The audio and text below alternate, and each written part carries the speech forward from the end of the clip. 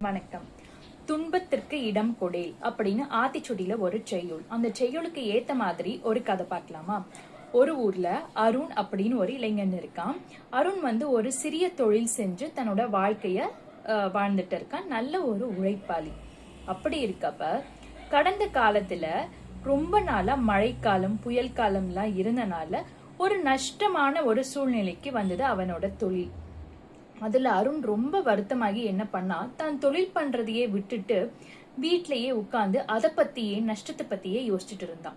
நஷ்டம் அடைஞ்சிட்டான், இல்லைன்னு சொல்லல. ஆனா அதை பத்தியே யோசிச்சுட்டு தன்னோட நண்பர்கள் கூடயும் பேசாம, தொழிலையும் கான்சென்ட்ரேட் பண்ணாம, அதுக்கு முக்கியத்துவம் கொடுக்காம, இது மாதிரி நஷ்டமாயிடுச்சுன்னு சொல்லி வருத்தப்பட்டுக்கிட்டே உட்கார்ந்துட்டு இருந்தான்.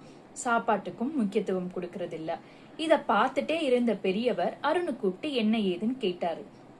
அப்ப அருண் சொன்னா, இது மாதிரி மழைக்காலம் புயல் காலம்லாம் தொடர்ந்து ரொம்ப நாளா கடந்த சில நாட்கள்ல வந்தனால என்னோட தொழில் நஷ்டமாயிடுச்சு. நான் எவ்வளவு கஷ்டப்பட்டு உழைச்சேன், எனக்கு ரொம்ப ஏமாற்றமா இருக்கு, என்னால இதுக்கு மேல இதை கண்டினியூ பண்ண முடியாதுன்னு சொல்லி அருண் ரொம்ப வருத்தமா சொல்றான். அப்ப அந்த பெரியவர் சொல்றாரு, நீ சொல்றது எல்லாமே வாஸ்தவம் தான், நீ சொல்றது எல்லாமே நியாயம், உன் தொழிலுக்கு நஷ்டம் அடைஞ்சிருச்சு, நான் இல்லைன்னு சொல்லல. ஆனா அதுக்காக அந்த தொழில் நஷ்டமாயிடுச்சுன்னு நீ அமைதியா இப்படியே உட்கார்ந்துட்டேன்னு வச்சுக்கோ, ஏன் அந்த நஷ்டம் உன்னை ஆள ஆரம்பிச்சிரும் அப்படின்னு சொன்னாராம்.